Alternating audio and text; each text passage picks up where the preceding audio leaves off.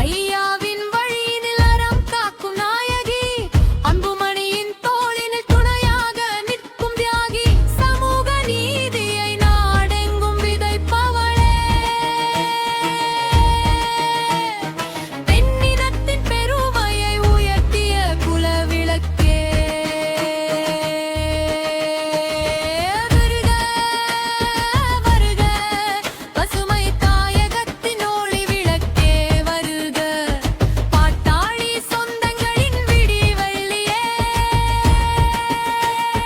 வருக உழைக்கும் கரங்களின் நம்பிக்கையே. என்பதற்காகத்தான் 40 ஆண்டுகளுக்கும் மேலாக நாங்கள் போராடி வருகிறோம்.